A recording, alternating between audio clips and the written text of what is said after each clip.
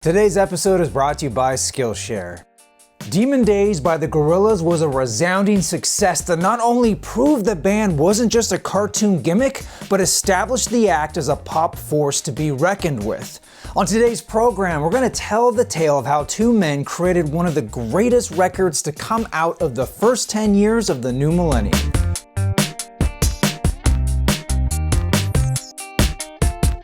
In 2001, the Gorillaz released their debut album to massive sales, and for co-creators Damon Albarn and Jamie Hewitt, an animated movie seemed like the next logical step for their virtual band, but actually getting it made was another task entirely.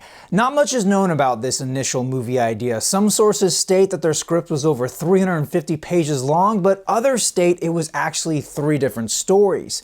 The one thing we know for sure is that the movie would pick up after the events depicted in the music videos and shorts created for their first album. The film was to take place in an apocalyptic near future where celebrities could develop boils on their heads if their egos got too large, which would eventually turn them into zombies.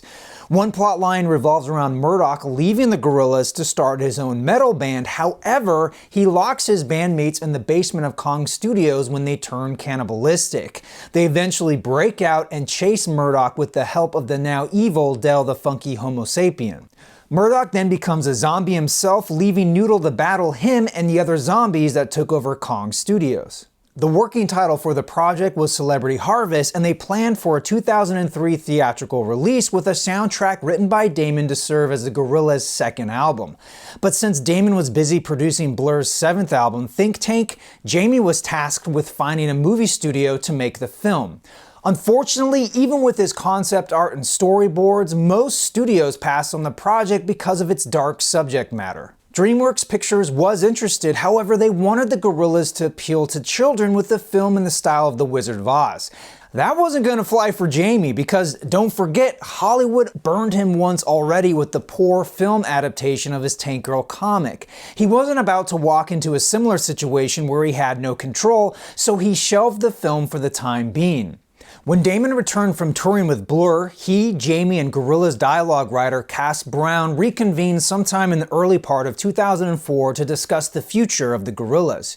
Even with all the success of their first album, there was still a nagging criticism that it was all just a gimmick, that it couldn't be repeated. And so out of that meeting, they decided to prove the critics wrong and make another record. If they could match the success of their first album while at the same time making the music and artwork more detailed and nuanced, it would prove that the Gorillaz weren't a fluke, but a true artistic pop statement. Excited at the idea of working with the Gorillaz again, Jamie took many of the storylines and themes from the failed movie and incorporated them into the new record. With his team of artists and animators known as the Zombie Flesh Eaters, he started sketching out a backstory to describe the events since the last album. For Damon, much of the inspiration for the music actually came from a train ride he took in China. On his journey from Shanghai, he passed through this nearly endless expanse of dead trees with just barely visible traces of humanity still clinging on. When he awoke in Mongolia, despite the sunny blue skies, he couldn't shake the imagery of what he saw. He thought about what that place used to look like and how more of the world could turn into desert if we're not careful. Compounding his worldview was the commitment of UK troops to the 2003 invasion of Iraq. In fact, the year prior, Damon's grandfather died of a hunger strike protesting the impending war. He was a conscientious objector during World War II, and his pacifist nature was a big influence on Damon growing up. And so, in a post-9/11 world, it wouldn't sit right for Damon to carry over the fun, feel-good vibe of their first record. Of course, the Gorillaz always had a dark, subversive pop sensibility, but Damon would double down on that darkness by using the band to express the problems he saw in the world. He quite literally thought the human race was living in a state of night. This idea became the concept for the new record. He wanted to take the listener on a journey through the night, and with each song explore a different fear or personal demon of his. He hoped that by putting them out there, they wouldn't come true. However, before all that could happen, he needed a new producer. Then in February of 2004, Danger Mouse unleashed the Grey Album, his infamous mashup between Jay-Z and the Beatles. This caught the attention of Damon, who then reached out to Danger Mouse and set up a meeting in London. The two hit it off almost immediately, and Damon knew he found his new producer. However, he still had to convince his record label, EMI. Ignoring for the moment the potential legal issues of Danger Mouse remixing Beatles music without their permission, their main concern was that he never worked as a producer for a major label. In other words, he was untested and a risk. EMI wanted Damon to work with Eminem's producing team, but that meant Damon would have to live in Detroit for 6 months, and well, that wasn't gonna happen. Damon insisted on Danger Mouse, and EMI eventually backed down. For Danger Mouse, he couldn't believe his luck. Just a few months prior, his whole career in music was in jeopardy with EMI threatening legal action, but now, not only was he going to work with Damon Albarn on the next Gorillaz album, but EMI actually gave him a publishing deal. It goes without saying that Danger Mouse was incredibly grateful that Damon took a chance on him. Even though his lack of experience was intimidating at times, he rose to the occasion and felt free to explore creatively within the world of the Gorillaz. Damon encouraged him to experiment in the studio, but one of his biggest challenges was finding what works best for each of the many guest musicians and then how to incorporate them into Damon's music. For Damon, it was the first time he collaborated with a producer younger than himself, but he would later remark that Danger Mouse was the best producer he ever worked with. They got along famously, often finishing each other's sentences, and they had a playful competitiveness, always pushing each other in the studio. They never had an argument and tended to see eye to eye on music choices. Danger Mouse would later say that he learned more from Damon than any other musician, especially with how he writes songs. The bulk of the album was recorded in 2004 at Studio 13 in London, a studio built for the recording of the album 13 by Blur, and it was tailored to the band's unique recording style. Nearly every instrument and piece of equipment is easily accessible and ready to use in order to allow for spontaneous inspiration and creativity. Returning from the first Gorillaz album was engineer and co-producer Jason Cox. In addition to the many guest artists featured on the record, the musicians Morgan Nichols, Cass Brown, Simon Tong, and programmer James Dring all contributed heavily to the recording of the album. While Damon was busy making music on the first floor of Studio 13, above him on the top level, Jamie and the Zombie Flesh Eaters were hard at work creating visuals for the new record. Jamie incorporated the concept art from the failed film and developed a new look for the Gorillaz, now known as Phase 2. The reason for the change was that Damon felt the band looked dated and they needed a visual refresh. For Jamie, it was all about rule breaking. In his mind, cartoons weren't supposed to change, and yet they were doing just that. And in my opinion, many artists and bands in the pop world changed their look for each album, so it makes sense that the Gorillaz should change how they look for their second record. For this new phase, Jamie was influenced by the Japanese animation company Studio Ghibli, as well as the knockoff Gorillaz artwork he saw in Mexico. He drew the band less cartoony with more details and shading. This new look also translated to all the promotional art, advertising, music videos, and album art. It's not clear what the direct inspiration for the cover was, but it's not hard to see how the 4-panel motif resembles other famous records by the Beatles, Kiss, U2, and even Blur. Returning to the Gorillaz was the animation studio Passion Pictures. They created many of the music videos and G-Byte shorts for the first album, and they worked closely with Jamie to create the music videos for Demon Days.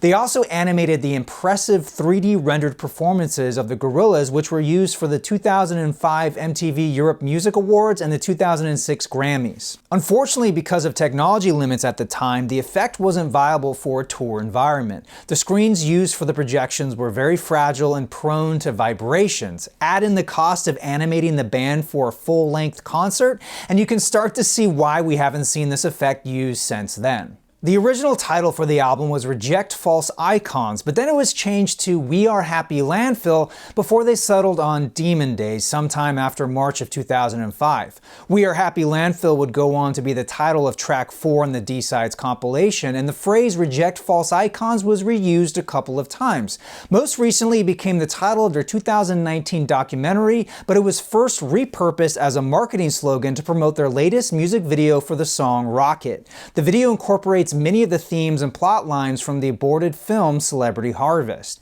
At the end of the video, fans were encouraged to go to the site rejectfalseicons.com and download printable stickers to place on things that they felt were false icons. They could then email photos of their graffiti in hopes that they would be featured on the site. Select music stores in Great Britain also carried the stickers, and some fans simply used spray paint or markers to spread the message. In December of 2004, the Gorillaz held their first talent contest called Search for a Star. Fans were encouraged to submit their own artwork, animation, and/or music for the chance to collaborate with the band. Out of the thousands of entries, 10 were put before a public vote, and in the end, 3 winners were chosen. 2 of the entries were featured on the DVD version of the final single off the album, an animation for the demo version of Don't Get Lost in Heaven, and an original art piece. The third winning entry was a remix of Dirty Harry and was available as a download on the Gorillaz website. Though Dirty Harry was released as a promo single in January of 2005, the first official single off the album was Feel Good Inc. It was released on May 9th, 2005, just 2 days before the album came out, and would go on to become their most chart-successful song. Its use in an iPod commercial also spread its popularity and increased album sales. The single Dare came out next, followed by the official release of Dirty Harry in November, and concluding with the double A-side single Kids with Guns and El Mañana, released in April of 2006. When it came time to promote the album with live performances, instead of touring, they held a detour or virtual tour. This was a mix of live recordings from their 2002 US tour, plus 8 songs recorded live in the studio, 7 of which came from Demon Days, with the 8th being a new version of Clint Eastwood featuring De La Soul and Booty Brown. These were then sent to various radio stations for broadcasts across the US starting in June of 2005. Then in November of 2005, they played a 5-date engagement at the Manchester Opera House. Rather than staying hidden behind a projection screen like on their first tour, these performances feature the musicians on stage, albeit mostly silhouetted against light panels. Damon invited all the album collaborators to perform, and many accepted the offer, including Nana Cherry, Booty Brown, De La Soul, Ike Turner, Roots Manuva, Martina Topley-Bird, Sean Ryder, Rosie Wilson, and the London Community Gospel Choir. MF Doom could not attend these shows, and so a video was used in his place.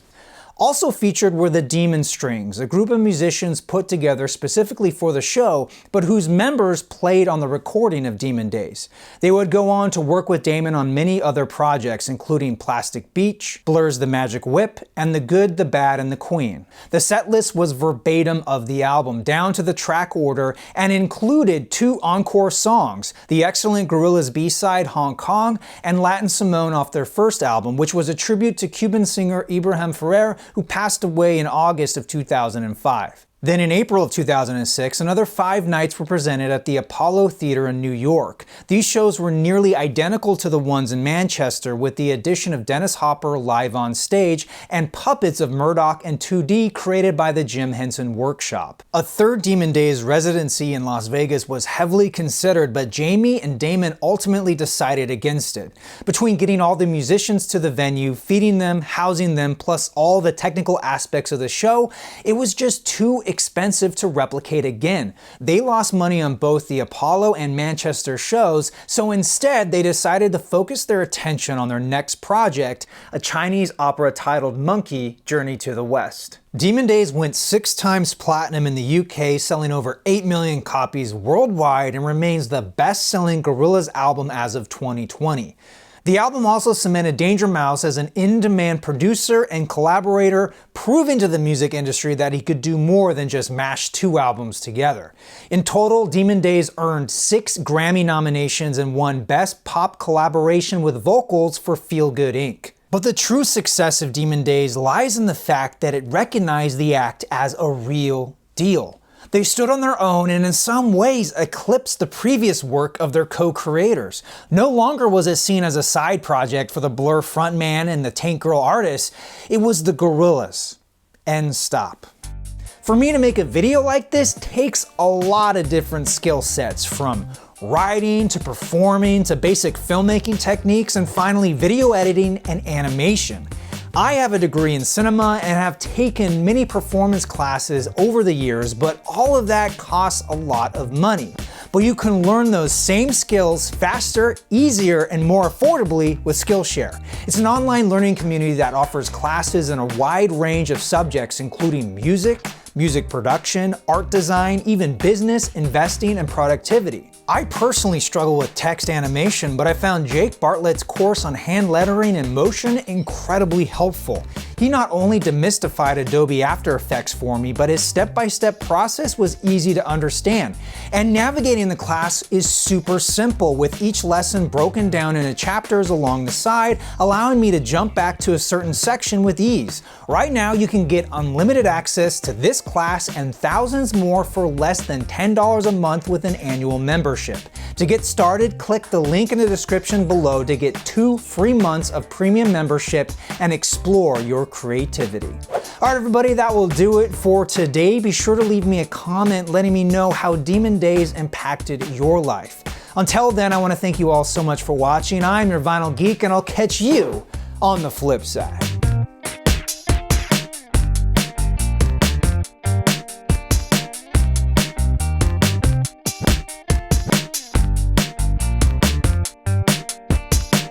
Hey everyone, thanks again for watching. Be sure to stay tuned for more Gorillaz related content that I am making. Until then, please enjoy some of my other videos.